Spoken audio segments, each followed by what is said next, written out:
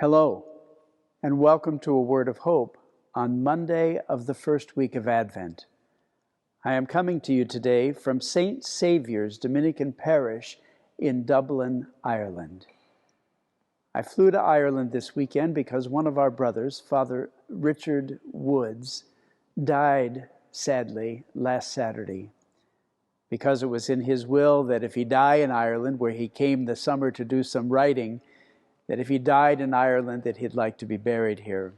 We decided to honor his request, and we had a beautiful funeral yesterday, and he is buried in the Dominican plot in Tala, Ireland. I also want to mention that we lost another brother just 2 days later in Wisconsin, Father Mike Champlin. And Father Mike had preached a couple of times for A Word of Hope. So I'll invite you to pray for both Father Mike and Father Richard. We are in that beautiful season of Advent, just beginning it, where we hear the prophecies of Isaiah, where we hear the beautiful readings that prepare us for the birth of Jesus, to celebrate that once again and all that God's coming to earth in the Christ means. But as I often think of Advent, although we sometimes say we are anticipating the coming of the Savior, we are expecting the coming of the Savior, we are waiting on the coming of the Savior, I've always thought of Advent as a season where God is waiting on those of us who are waiting for God.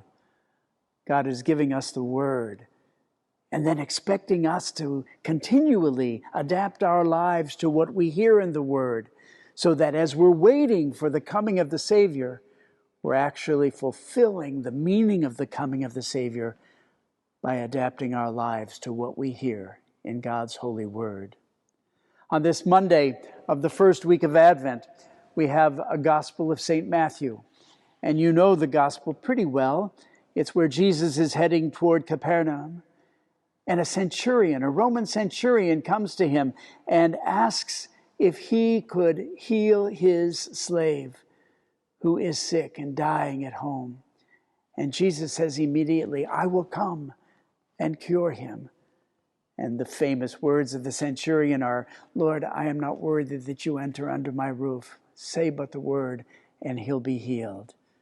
And Jesus says, I've not seen this much faith in all of Israel. Return home. He is healed. What I was struck by in this whole idea of, as we wait for God, making sure we adapt our lives, is the movement, the motion of the centurion toward Jesus. In his need, he realized that he needed what Jesus had to give, but he made the effort to move toward Jesus, and Jesus responded beautifully.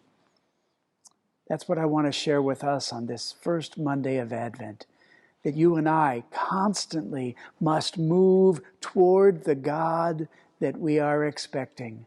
You and I must make the moves to avail ourselves of the gifts that our God has to bring. As we begin this holy season, let us know God intends to visit us over and over again with every possible gift imaginable.